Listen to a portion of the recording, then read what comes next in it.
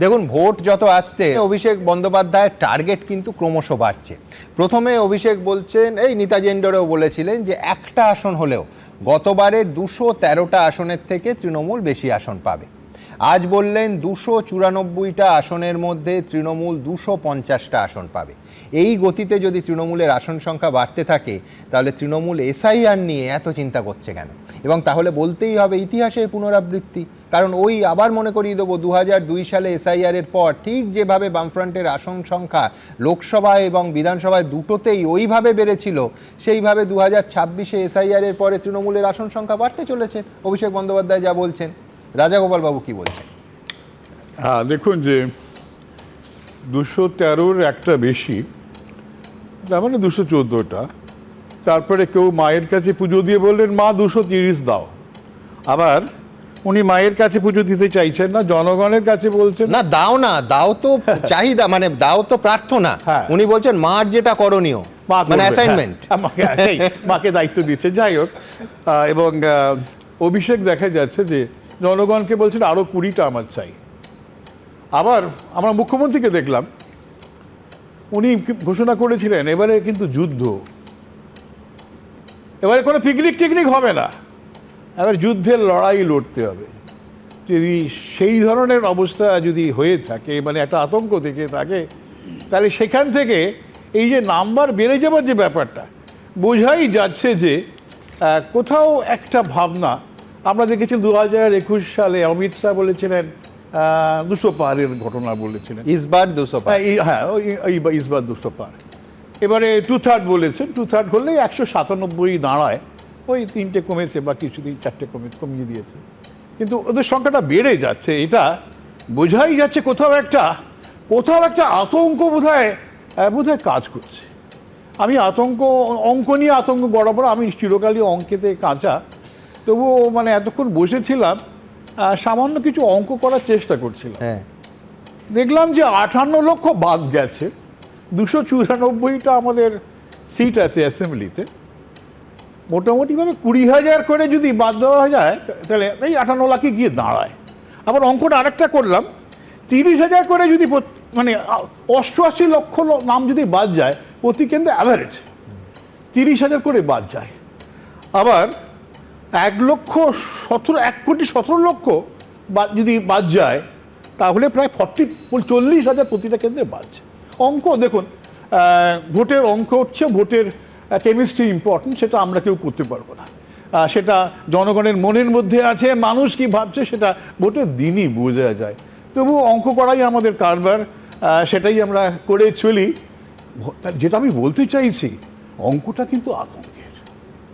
Already আমার যদি চলে যায় 20,000 করে, আমরা জানি যে বিশ্বনাথ দা বললেন তৃণমূলেরও সিট আছে, বিজেপিরও সিট আছে, হ্যাঁ, কিন্তু এটাও আমরা জানি শাসক দলই কিন্তু এই মৃত ভোটার, অ্যাবসেন্টি ভোটার, হ্যাঁ, এএসডিডি যেটাকে বলা হচ্ছে, তাদের একটা বড় অংশ দিতে পারে। কেন অন্যরা দেয় না তা নয়, দিতে গেলে চাপে পড়বে।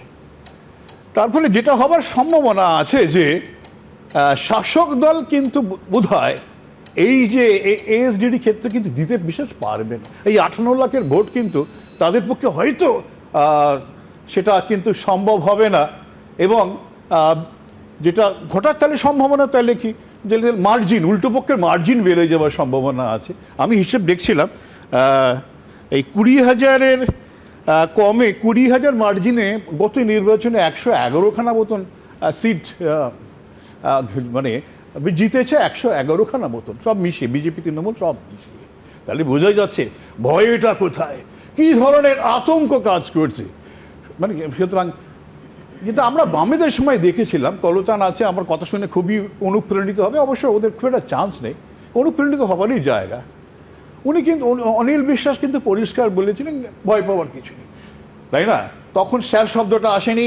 এখন আমরা মমতার মুখে শুনতে চাই, অভিষেকের মুখে চাই স্যার আসুক, হেড স্যার আসুক, ম্যাডাম আসুক, আমরা জিতবো। কিন্তু সেটা বলছেন না।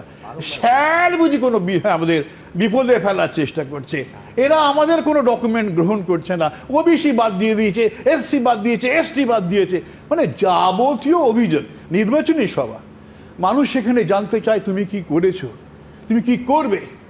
কিন্তু সেখানে যদি অর্ধেকটাই খেলায় আমরা কি জানি, যখন রেফারি আমাদের দলে কেউ বলতে চায় কীভাবে স্ট্র্যাটেজি খেলায় খেলবো বলি, সে যখন খেলার আগে আমরা যখন দেখি রেফারির বিরুদ্ধে অর্ধেক কথা বলা হচ্ছে, বোঝা যাচ্ছে যে তুমি খেলা হবে যতই বলো না, বলো স্লোগান দাও না কেন, খেলতে তুমি রাজি নাও কেন, তুমি বুঝছো কোথাও বুঝে একটা এমন জিনিস ঘটে গেছে, হয়তো আমার ভবিষ্যৎ এই অঙ্ক, আমি জানি অঙ্কতে খুব একটা আমি বিশ্বাস করি না, তবুও কোথাও মনে হয় প্রতি কেন্দ্রে যদি 20,000 যদি কমে যায় অলরেডি, আরও কত কমবে, তাহলে বিপদ বোধহয় এই অঙ্কের মধ্যেই লুকিয়ে আছে। 2021 সালে দাদা কালিয়াগঞ্জে কত ভোটের নাম বাদ গেছিল আমি জানি না, কিন্তু 2024 সালে যখন না 2024 সালে বাই ইলেকশন, আমি কথাটা বলছি খুব ক্যাটাগরিক্যালি, 2021 সালে কালিয়াগঞ্জে কত নাম বাদ গেছিল স্যারেরা অঙ্ক করে, 3 স্যারেরা একটু বুঝে আমাকে একটু সাহায্য করলে ভালো হয়, কিন্তু 2024 সালে 6000 না আমার অত তথ্য হয়নি, 2006 সালে এই 2024 সালে 6000 নাম বাদ গেছিল, সেই হিসাব করলে 17 লক্ষ নাম 294 কেন্দ্রে এমনি বাদ হয়ে যাচ্ছে, কিন্তু 6000 নাম বাদ পড়ার পরেও তৃণমূলের ভোট পার্সেন্টেজ বেড়েছিল, ফলে যারা এখন বলছে আতঙ্কের কথা না, সেই আতঙ্কটা সত্যি আছে। আতঙ্ক কেন আছে জানেন? যান এই স্যারেদের নিয়ে, যে স্যারেরা এখানে বলছেন সেই স্যারেদের ওই শুনানির ওখানে একটু দাঁড় করিয়ে যে বৃদ্ধ মা বাবা আসছেন, যাদের বলছেন তুমি স্বামী না আসামি, যে অ্যাম্বুলেন্স করে আসছে তাকে বলা হচ্ছে যে তোমার ভাই আসতে হবে, ভোট দাও কেন, ভোট দিতে চলে যাও, আর একটা শুনানিতে আসতে পারো না, তখন সেই হয়রানিগুলোর কনটেক্সটে আমরা যখন মানুষের পাশে থাকার বার্তা দিই, সেইটাকে যারা চক্রান্ত বলে বা সেইটাকে যারা বলে আমরা ভয় পেয়ে যাচ্ছি, ব্যাপারটা সেটা নয়, আমরা মানুষের পাশে। কিন্তু আমি বলছি ও দুটো শব্দ ব্যবহার করলো, কালীগঞ্জ আর আতঙ্ক। এবার মুশকিল হচ্ছে ও যে আতঙ্কের কথা বলছে, সাধারণ মানুষের হেনস্থা, নিঃসন্দেহে ওর সঙ্গে আমি 100% একমত, কিন্তু কালীগঞ্জ আর আতঙ্ক বললে আমার তো ওই 9 বছরের মেয়েটার মুখটাও মনে পড়ে। পাশাপাশি যেভাবে শুধুমাত্র তামান্না কোনোভাবে নির্বাচনের সঙ্গে যুক্ত নয়, যার ভোটাধিকার হতে আরও 9 বছর বাকি ছিল, সেখানে শুধুমাত্র তৃণমূলের বিজয় উৎসব থেকে যখন একটা 9 বছরের মেয়ের মৃত্যু হয়, তখন নিঃসন্দেহে সেইটার সঙ্গে আতঙ্কবোধ আরো বেশি করে চেপে ধরে। দেখুন সুমনদা, ইলেকশন কমিশনের নানা অব্যবস্থা আমরা প্রথম থেকেই সমালোচনা করছি এবং তীব্র সমালোচনা করতে চাই, মানুষের যেখানে কষ্ট আছে, কিন্তু এই অব্যবস্থা, অপরিকল্পনা ইলেকশন কমিশনের সবচেয়ে বেশি রাজনৈতিক সুবিধা পেয়েছে তৃণমূল কংগ্রেস, কারণ তৃণমূল কংগ্রেস এইটাকে কেন্দ্র করে যে রাস্তার রাজনীতি করেছে, সেই রাস্তার রাজনীতির সুযোগটা ইলেকশন কমিশন করে দিয়েছে। কনস্টিটিউশনাল অ্যারেঞ্জমেন্টটা কি? কনস্টিটিউশনাল অ্যারেঞ্জমেন্টটা হলো রাজ্য প্রশাসনের উপর এসআইআর হচ্ছে, এখানে একটি মানুষও কিন্তু দিল্লির লোক ছিল না, এমনকি সিও পর্যন্ত মমতা বন্দ্যোপাধ্যায়ের ডেপুটেশনে পাঠিয়েছেন তাকে, ফলে এন্টার প্রশাসনটাই হলো মমতা বন্দ্যোপাধ্যায়ের নিয়ন্ত্রণে। আমাদের এই জায়গা থেকে একটা আশঙ্কা হয় যে আজকে তৃণমূল কংগ্রেস যে রাজনীতিটা করবার সুযোগ পাচ্ছে, সেই স্কোপগুলো, সেই ফাঁকগুলো, সেটা বৃদ্ধ ভোটারদের সংক্রান্ত হতে পারে, সেটা অনেকে হয়রানির শিকার হয়েছেন সেটা হতে পারে, ঠিক মতন ইনফরমেশন না দেওয়া হতে পারে, এই সমস্ত কিছুটার পেছনে রাজ্য প্রশাসনের একাংশ হাত নেই তো, যে তারা রাজনীতির সাথে যুক্ত হয়ে তারা এমন কিছু ফাঁক ফক্কর তৈরি করে রাখছেন যার সুবিধাটা তৃণমূল কংগ্রেস পাচ্ছে, মমতা বন্দ্যোপাধ্যায় পাচ্ছে, অভিষেক বন্দ্যোপাধ্যায় পাচ্ছে। একদম সমান্তরালভাবে এই প্রশ্ন তুলতে হবে যে যাদের জন্য এই অব্যবস্থা বা ব্যবস্থার ফাঁক ফোকরগুলো তৈরি হলো, নির্বাচন কমিশন তাদের সেই আধিকারিকদের কি চিহ্নিত করেছে, তাদের শাস্তি দিতে পেরেছে? প্রশ্নটা উঠবে।